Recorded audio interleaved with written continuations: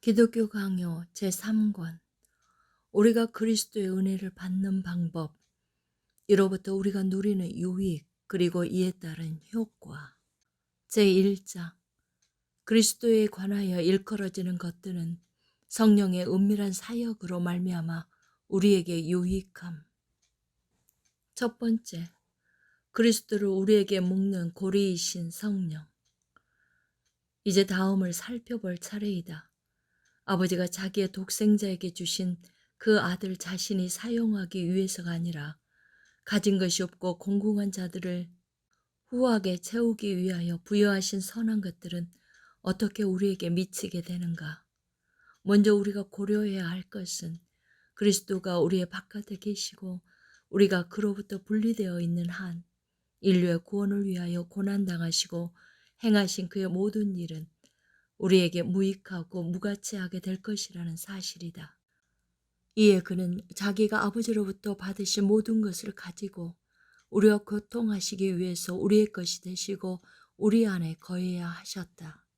그가 우리의 머리라고도 불리시고 많은 형제 중에서 맏아들이라고 불리시는 이유가 여기에 있다. 거꾸로 우리가 그리스도께 접붙임을 받았으며 그로 옷 입었다고 불리는 것도 같은 뜻에 있다. 왜냐하면 내가 말했던 바 우리가 가진 모든 것은 우리가 그 자신과 결속하여 하나가 될 때까지는 우리에게 아무것도 아니기 때문이다. 이것이 참됨에도 불구하고 우리가 보듯이 모든 사람이 너나 할 것이 복음을 통하여 주어진 그리스도와의 교통을 동일하게 파악하는 것은 아니므로 이 성 자체는 우리로 하여금 더 높이 올라가서 우리가 그리스도와 그에 속한 모든 선한 것을 즐겁게 누리게 하는 성령의 은밀한 작용을 탐구하라고 가르친다. 우리는 이전에 성령의 영원한 신격과 본질에 대하여 논한 바 있으므로 여기에서는 다음 특별한 주제를 다루는 것으로 족하게 여기자.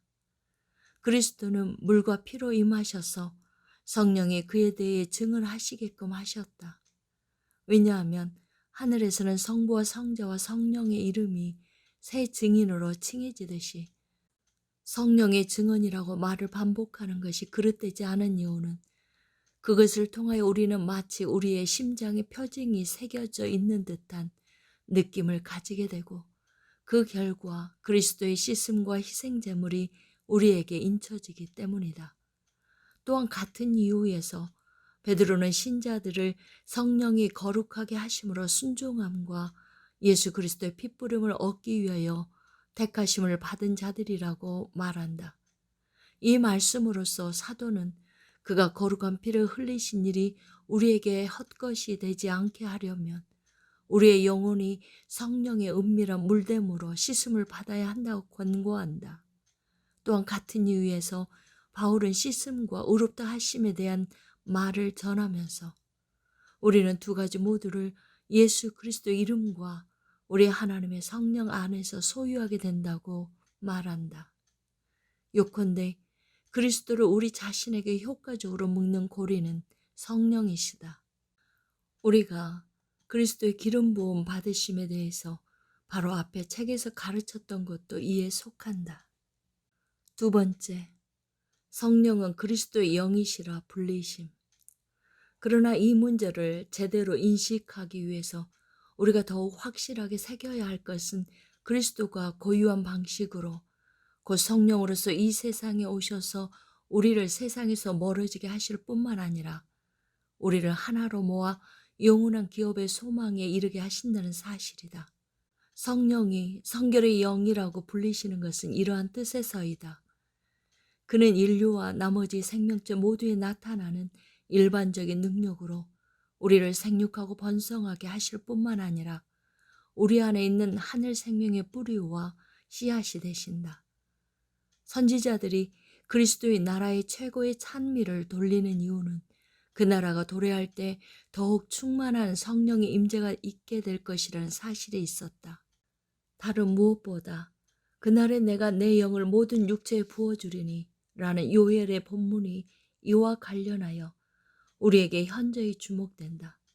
여기에서 선지자는 성령이 모든 은사를 예언하는 직분에 국한시키고 있는 듯 보이지만 하나님이 한 형상을 사용하여 그 자신의 영을 예증함으로써 하늘 교리가 부족하고 결핍되었던 이전의 사람들을 제자로 삼을 것이라는 사실을 제시하고 있다.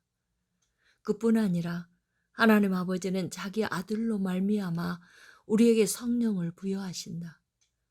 그는 자기의 후하심 가운데 성령의 충만함을 부어주셔서 그 아들이 일꾼이자 청지기가 되시게끔 하셨다. 그리하여 성령은 어떤 때는 아버지의 영으로 어떤 때는 아들의 영으로 불리신다. 바울은 말한다. 만일 너희 속에 하나님의 영이 거하시면 너희가 육신에 있지 아니하고 영에 있나니 누구든지 그리스도의 영이 없으면 그리스도의 사람이 아니라 참으로 이로부터 전적 갱신의 소망이 생겨난다. 예수를 죽은 자 가운데서 살리신 이의 영이 너희 안에 거하시면 그리스도 예수를 죽은 자 가운데서 살리신 이가 너희 안에 거하시는 그의 영으로 말미암아 너희 죽을 몸도 살리시리라. 왜냐하면 아버지께 은사들의 조성자로서 찬양을 돌리는 것이 전혀 불합리하지 않듯이 자기 백성에게 수여되는 성령의 은사들을 담고 계신 그리스도께 동일한 역할을 돌리는 것 역시 전혀 불합리하지 않기 때문이다. 그리하여 그는 누구든지 목마른 사람이 있으면 그 자신에게로 와서 마시라고 초청하신다. 바울은 성령이 각 사람에게 그리스도의 선물의 분량대로 나누임을 가르친다. 또한 성령이 그리스도의 영이라고 불리시는 이유는 그리스도가 하나님의 영원하신 말씀으로써 그 동일하신 성령 가운데 아버지와 결합하셨기 때문만이 아니라 그리스도의 중보자의 인격 때문이라는 것도 우리는 알아야 한다.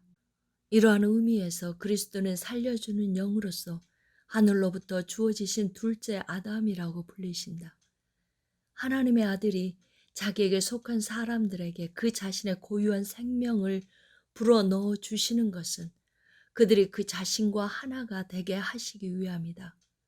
바울은 이를 사악한 사람들에게도 공유되는 동물의 생명과 대조한다. 같은 취지에서 그는 그리스도의 은혜와 하나님의 사랑이 신자들에게 있기를 기도하면서 동시에 성령의 교통하심을 결합시킨다. 왜냐하면 그가 다른 본문에서 말하듯이 성령의 교통하심이 없다면 우리는 아버지의 부성적 사랑과 그리스도의 자애를 한 입도 맛볼 수 없게 될 것이기 때문이다. 우리에게 주신 성령으로 말미암아 하나님의 사랑이 우리 마음에 부은 바 됨이니. 세 번째, 성령의 칭호들. 여기에서 우리의 구원으로 말미암은 전체적 회복에 대한 논의를 시작하기에 앞서 성경이 제시하는 성령의 칭호들에 주목하는 것은 유익함이 없지 않다.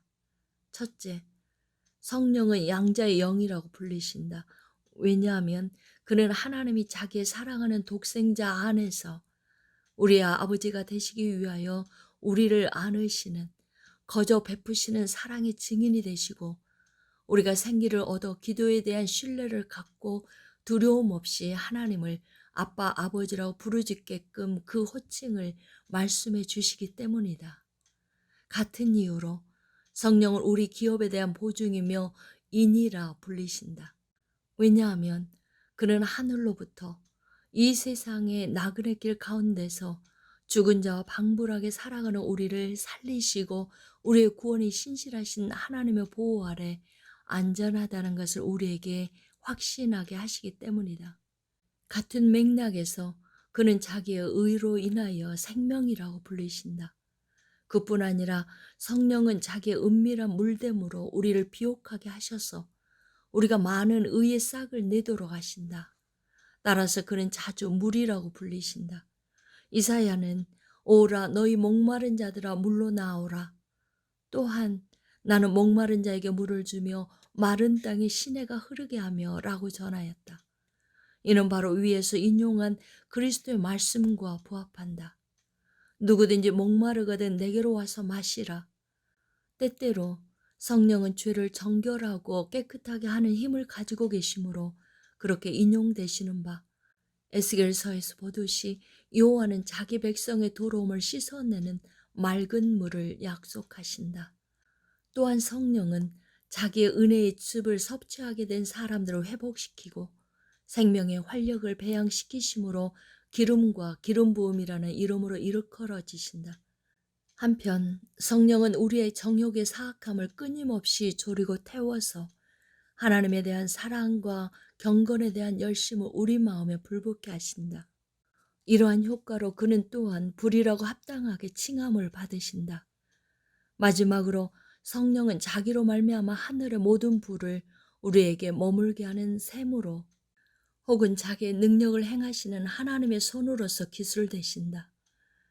그는 자기의 능력을 불어넣어 주심으로써 우리가 신적 생명으로 호흡하게 하시고 우리가 더 이상 우리 스스로 행하지 않고 그의 행하심과 기동하게 하심에 따라 다스림을 받게 하신다. 그러므로 무엇이든 우리 안에 있는 선한 것은 그의 은혜의 열매이다. 그가 계시지 않는다면 우리의 은사는 마음의 어둠과 심장의 부패가 될 것이다. 이미 분명히 설명했듯이 우리의 마음이 성령께 몰두되기 전까지 그리스도는 어떤 의미에서 쉬고 계시는 분이다. 왜냐하면 우리가 그를 우리 바깥에 계신 분으로 참으로 멀리 떨어져 계신 분으로 냉랭하게 바라보기 때문이다. 실로 우리가 아는 바와 같이 오직 그리스도가 그들의 머리가 되어 주시고 그들을 위하여 형제 중에서 맏아들이 되어 주신 자들 요컨대 그리스도로 옷 입은 자들에게만 성령은 은혜를 베푸신다.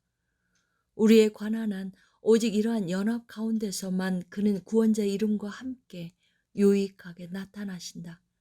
같은 취지에서 우리가 그의 살 중에 살이요 뼈 중에 뼈로서 참으로 그 자신과 하나가 되는 거룩한 혼인에 비추어 그의 작용이 말씀된다. 그리스도를 우리와 하나가 되게 하시는 분은 오직 성령이시다. 그리스도가 우리를 아우르시고 동시에 우리가 그를 소유하게 되는 것은 우리가 그리스도의 영의 은혜와 능력에 힘입어 그리스도의 지체가 되었기 때문이다. 네 번째, 그리스도를 믿는 믿음은 성령의 주요한 작품임. 믿음은 진정 성령의 주요한 작품이다. 일반적으로 성령의 힘과 작용이 무엇인지를 일컫는 여러 표현들은 주로 믿음과 관련된다. 왜냐하면 요한이 가르치듯이 성령은 오직 믿음을 통하여 우리를 이끌어 복음의 빛 가운데로 들어가게 하시는즉 그리스도를 믿는 자들에게 하나님의 자녀가 되는 권세가 부여된 것은 혈과 육으로 말미암은 것이 아니라 그들이 하나님으로부터 났기 때문이다. 사도는 하나님을 혈과 육과 대조함으로써 그렇지 않으면 불신앙에 머물렀을 사람들이 믿음으로 그리스도를 영접하게 된 것은 초자연적인 선물이라고 주장한다. 그리스도의 대답도 이와 유사하다. 이를 네가 알게 하니는 혈육이 아니요 하늘에 계신 내 아버지시니라. 이는 이미 다른 곳에서 상세하게 다루어졌으므로 여기에서는 간단하게만 논의한다. 바울이 에베소인들에게 약속의 성령으로 인치심을 받았으니라고 전할 때 이와 유사한 뜻이 제시된다. 바울은 구원의 약속이 성령의 사역으로 우리의 마음속을 파고든다는 점을 들어 성령의 내적 교사이심을 드러낸다. 그렇지 않다면 이 약속은 오직 허공을 치거나 우리의 귀만 때리가 될 것이다. 대동소이하게 그는 데살로니가인들이 성령의 거룩하게 하심과 진리를 믿음으로 하나님에 의해서 택함을 받았다고 말한다. 이 본문이 권고하는 바 믿음은 그 자체가 성령으로부터 나온 것이며 그 외에 다른 어떤 것도 아니다. 요한은 이를 더욱 명백하게 설명한다. 우리에게 주신 성령으로 말미암아 그가 우리 안에 거하시는 줄을 우리가 아느니라. 그의 성령을 우리에게 주심으로 우리가 그 안에 거하고 그가 우리 안에 거하시는 줄을 아느니라. 그리하여 그리스도는 자기의 제자들이 하늘 지혜를 취할 수 있도록 세상이 능히 받지 못하는 진리의 영을 약속하셨다. 그리고 제자들이 그 자신의 입을 통하여 가르침을 받은 것을 자기들 마음속에 불어넣도록 그 영에게 직분을 부과하셨다. 왜냐하면 이러한 이해의 영이 마음의 눈을 열지 않으셨다면 눈먼 자들에게 헛되이 빛이 부과되었을 것이기 때문이다. 이러함으로 성령이 우리를 위하여 천국의 보고를 여는 열쇠라고 불리시고 그의 조명이 우리 마음이 볼 수 있게 하는 예리함이라고 불리는 것이 합당하다. 같은 맥락에서 바울은 영의 사역을 매우 높게 여긴다. 왜냐하면 만약 내적 선생이신 그리스도 자신이 아버지가 우리에게 주신 자들을 자기의 영으로서 자기에게로 이끌지 않으신다면 교회 교사들의 외침이 헛될 것이기 때문이다. 이에 대하여 우리는 완전한 구원이 그리스도의 인격에서 발견된다고 말한 바가 있다.